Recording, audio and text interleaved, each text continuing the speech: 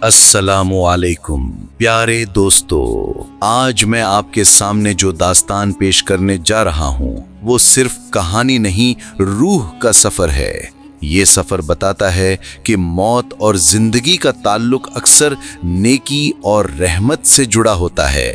یہ ان لوگوں کی کہانی ہے جو موت کے سائے میں خود تو جی رہے تھے لیکن کسی اور کے لیے زندگی کی نعمت بن گئے۔ کیا ایک فرد کا آخری عمل اس کی آخری دعا بن سکتا ہے؟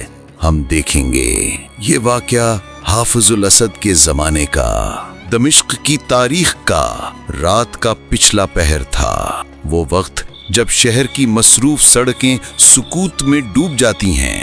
ہمارا کردار بڑے معروف و مشہور سرمایہ دار طاہر اپنی شاندار کوٹھی سے نکل کر تنہائی میں سڑکوں پر ٹہل رہا تھا۔ موسم بے شک خوشگوار تھا مگر اس کی روح کا دم جیسے گھٹ رہا تھا۔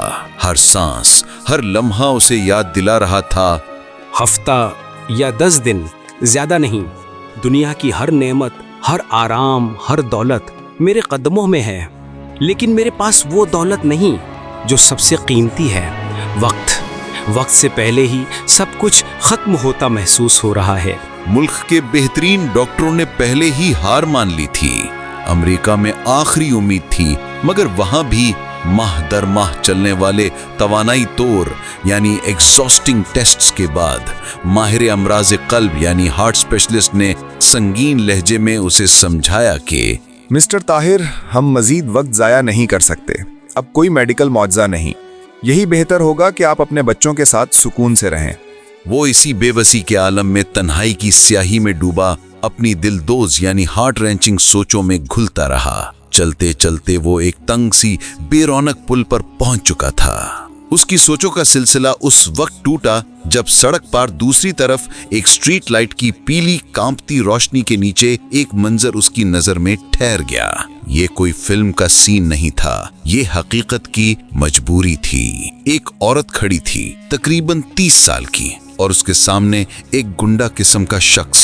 ان کی آوازیں قریب آنے پر طاہر کے کانوں تک پہنچی۔ عورت کی آواز میں مجبوری کا رنج اور شرمندگی تھی۔ خدا کے لیے، میرے پاس اور کوئی راستہ نہیں ہے۔ مجھے 50 سے زیادہ پیسوں کی سخت ضرورت ہے۔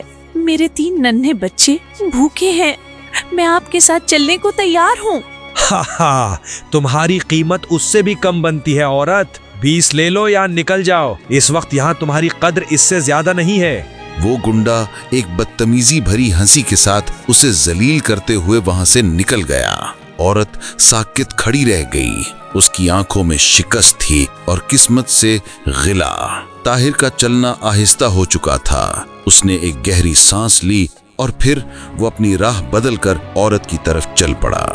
عورت نے اسے اپنی طرف آتے دیکھا تو چونک کر کھڑی ہو گئی۔ اس کے چہرے پر امید اور خوف کا ملا جلا اظہار تھا۔ کیا یہ بھی وہی بندہ ہے؟ طاہر کا انداز ایسا تھا جیسے وہ اپنے آپ سے زور زبردستی کر رہا ہو۔ اس نے قریب پہنچ کر نہایت نرمی سے سلام کیا۔ وعلیکم السلام۔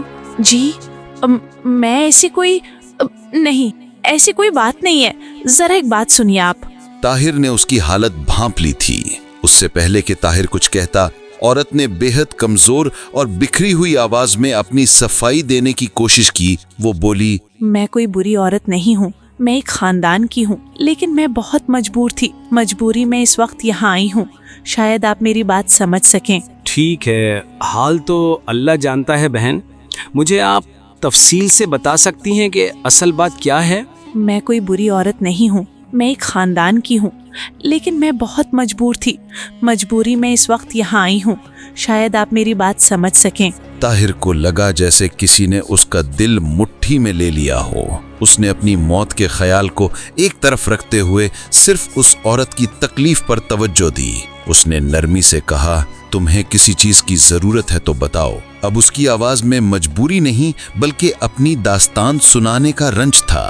وہ بولی، میں ایک بیوہ ہوں، میرے 3 چھوٹے چھوٹے بچے ہیں، شوہر کو گئے 4 سال ہو گئے ہیں۔ شروع میں تو پڑوسی رشتہ دار تھوڑی مدد کر دیتے تھے، لیکن اب ہر دروازہ بند ہو چکا ہے، سب نے ہاتھ کھینچ لیا۔ گھر میں ایک وقت کے لیے بھی راشن نہیں، بچے کل سے بھوکے سوئے ہیں، اور مکان مالک نے کل شام تک کی آخری مہلت دی ہے.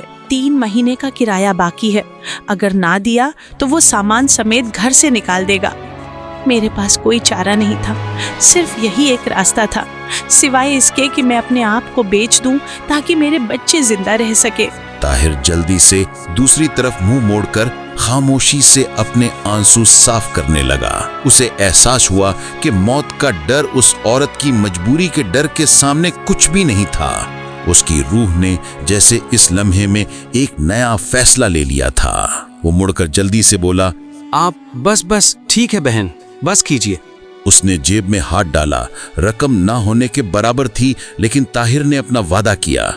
اس نے جو تھا وہ دے دیا اور کہا، فی الحال آپ یہ رکھیں اور مجھے اپنا گھر کا صحیح ایڈریس بتا دیجیے. فکر کرنے کی کوئی ضرورت نہیں ہے. ابھی گھر جائیے، انشاءاللہ صبح سے پہلے سب ٹھیک ہو جائے گا. صبح مکان مالک سے میں خود بات کر لوں گا، آپ فکر نہ کریں. اور پھر ہر مہینے کی پہلی تاریخ کو مخصوص رقم یہاں پہنچ دی جائے گی. اس نے آخرکار ایڈریس بتا دیا. طاہر نے جلدی سے واپسی کی راہ لی.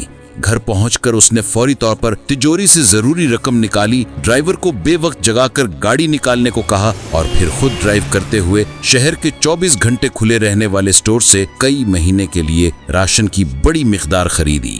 عورت کے گھر پہنچ کر اس نے سارا سامان اتروایا. کرائے کی رقم نکال کر باقی فاضل رقم عورت کو دی اور کہا، یہ پیسے تم رکھ لو اور اگلے 6 مہینے تک کے لیے یہ راشن ہے. عورت خاموشی سے کھڑی رہی، بے یقینی کے عالم میں آنسو بھری نگاہوں سے اسے دیکھتی جا رہی تھی. طاہر نظریں جھکائے وہاں سے نکل گیا.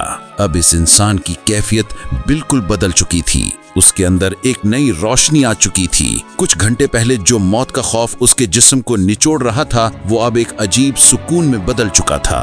اسی وقت اس نے کاغذ قلم لے کر وہ ایڈریس لکھا اور اپنی آخری وصیت میں اضافہ کیا. وصیت لکھ دی کہ میری موت کے بعد اس عورت کی گھر کے کرائے کے ساتھ ساتھ مہینے کا راشن بھی دیا جاتا رہے اور یہ والا ایڈریس لکھا رہے.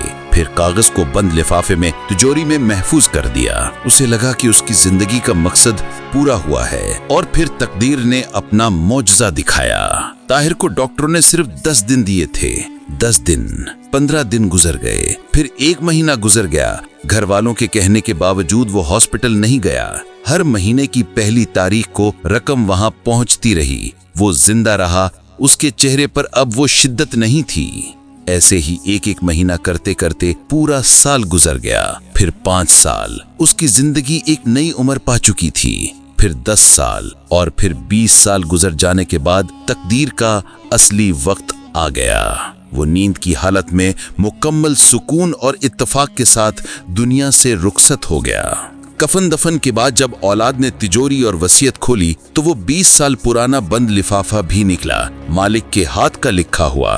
اسی کے مطابق رقم دی جاتی رہی. اولاد کو پتہ چلا کہ ابو کو تو 7 دن ہو گئے وفات پائے. وصیت کے مطابق رقم کی ادائیگی میں تھوڑی تاخیر ہو گئی تھی. جب وہ لوگ اس ایڈریس پر پہنچے اور دروازہ کھٹکھٹایا تو وہی عورت بار آئی جو اب 50 سال سے اوپر کی ہو چکی تھی. اس کے چہرے پر صبر اور شکر کی چمک تھی.